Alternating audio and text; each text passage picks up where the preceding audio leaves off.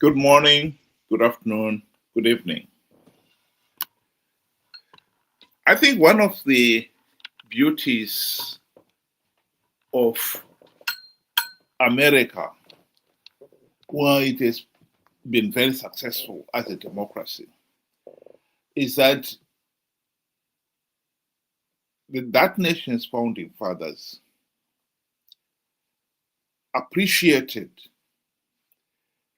the subtle difference between knowing everything and the danger that when somebody in a position of power and authority, the default, the tendency to slide into becoming Mr. Know-it-all is overwhelming. And that is why the whole constitution emphasized the need for the ordinary people to have a meaningful say in the governance of the country. Why leaders must be held to account. The difference between America's founding fathers and our own in Zimbabwe could not be more subtle. America's founding fathers wrote the Constitution and invested power in the people. People must have a meaningful say in the governance of the country. Whereas when you look at Zimbabwe's founding fathers, they genuinely believe that they know best. They know it all. And they have the divine right to rule. As much as Zanu PF, Mugabe, and his PF's Apu colleagues were forced to sign the Lancaster House Constitution, which was a multi-party democracy, they genuinely believed in a one-party state. And that would then be distilled into a one-man dictatorship. This is a video of somebody discussing the American Constitution. But I think what comes out most there is this belief by the founding fathers that they don't know it all. Just listen to it. Where do I leave from? At Harvard, we don't end our sentences with prepositions. Well, in that case, which door do I leave from, asshole? What democratic eloquence. You asked the question, sir. Let me answer it. The genius of the Constitution is that it can always be changed. The genius of the Constitution is that it makes no permanent rule other than its faith in the wisdom of ordinary people to govern themselves. Faith in the wisdom of the people is exactly what makes the Constitution incomplete and crude. No, sir.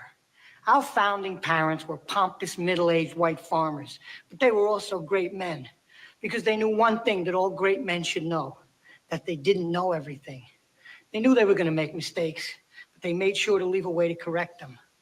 They didn't think of themselves as leaders. They wanted a government of citizens, not royalty, a government of listeners, not lecturers, a government that could change, not stand still. The president isn't an elected king, no matter how many bombs he can drop, because the crude Constitution doesn't trust him. He's a servant of the people. He's a bum. Okay, Mr. Pitcairn? He's just a bum. The only bliss that he's searching for is freedom. That is a mouthful. And I think people of Zimbabwe should be paying attention to the essence of what he's saying there. The people should have a meaningful say in the governance of the country. And yet in Zimbabwe, the people have never had a meaningful say in the governance of the country. Zimbabwe has never held free, fair, and credible elections. That is a fact. From the word go, Zanu PF believed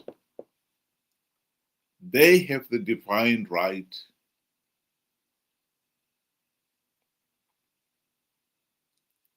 to rule. The Lancaster House Constitution proposed a multi-party democracy where the people have a meaningful say, free, fair, and credible elections. And one of the ways to ensure that is that during campaign period, the people should have access to all those who are competing for power. And whoever wins the majority has the mandate to rule. Robert Mugabe did not trust the people to give him the majority vote. And so to secure that, instead of withdrawing his freedom fighter operatives from the field during the campaign period, many of them were kept in the field. They were never sent to assembly points. And not only that, those who were left in the field campaigned and told the people that if Zanu PF does not win the election, the Bush war would continue. Out of the door came a meaningful say in the governance of the country. Free, fair, and credible elections. And as soon as Robert Mugabe got his feet under the table, he sought to consolidate his rule by launching the Gukurawundi massacre.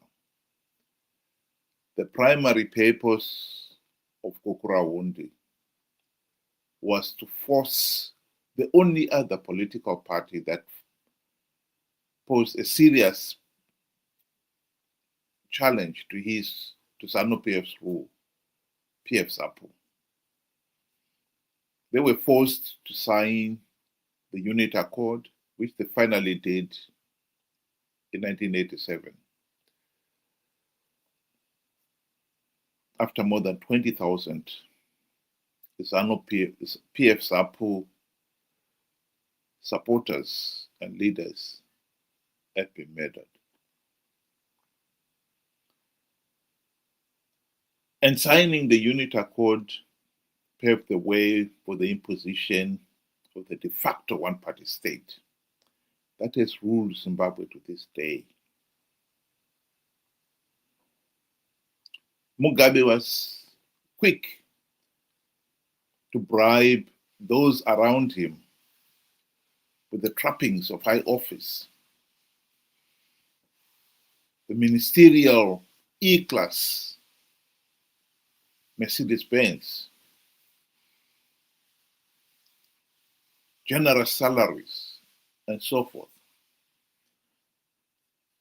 And the Zanu PF cronies turned a blind eye to Mugabe's successes.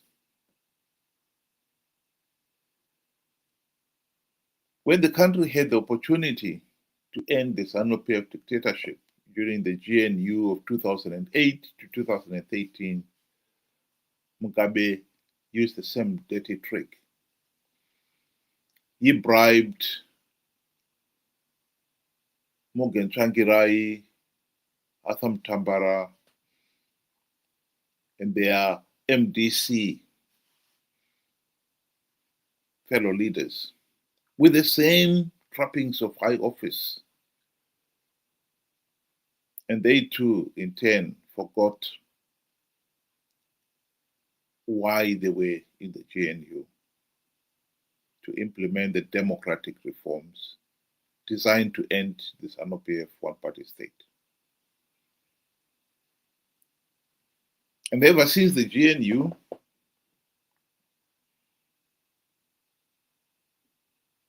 the MDC, CCC have participated in flawed elections, knowing fully well that the process is flawed, and knowing fully well that by participating, they were only giving the Zanu PF legitimacy. So the commitment to giving the ordinary people a meaningful say in the governance of the country has never been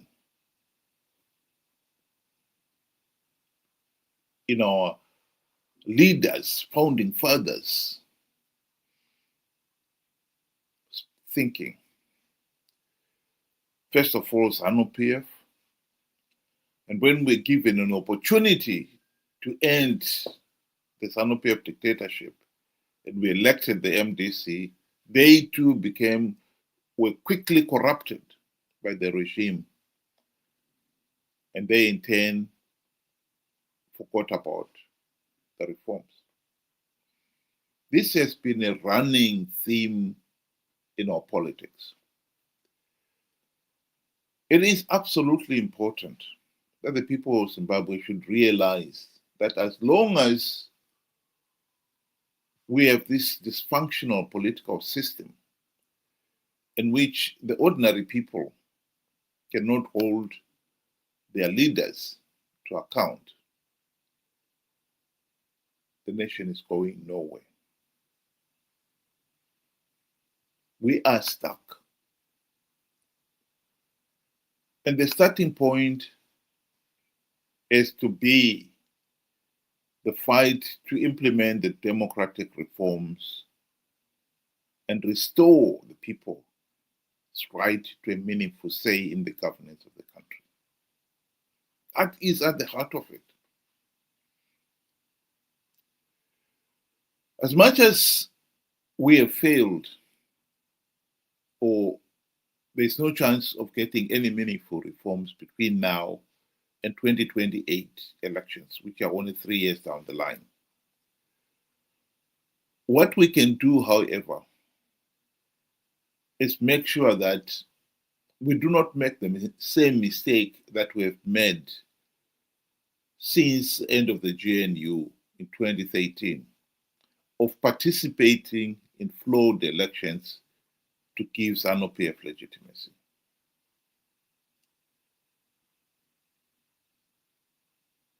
That is fundamental.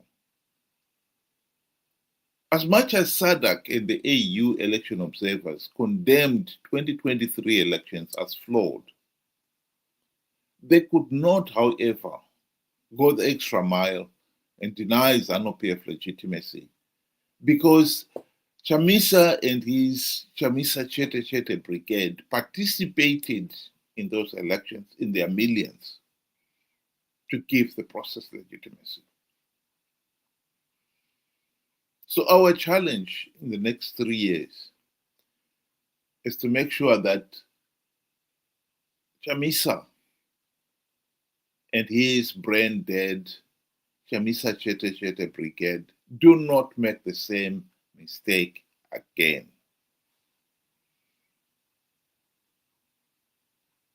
We do not want to give Mnangagwa and Zanu PF legitimacy. And the only way to stop him getting legitimacy, since he's not implementing any reforms, is to make sure that he does not get legitimacy by default, by the people in the opposition participating in flawed elections, particularly on the basis of believing idiotic lies from the likes of Chamisa. It is 2 years down the line since 2023 elections. One of the most disappointing things is there are still many people out there who refuse to accept that Chamisa lied about plugging for tricking loopholes in 2023 to con them to participate in the flawed elections. No wonder we are stuck. If you can't understand a simple historic fact like Chamisa lied about plugging for tricking loopholes, which is now a historic fact, how can you understand other things that follow? The task of these people of Zimbabwe now is to make sure that we do not repeat the same mistakes of 2013, 2018, and 2023 of participating in a flawed electoral process to give Zanu PF legitimacy. That is the number one task. Think about it. Thank you very much. Have a good afternoon.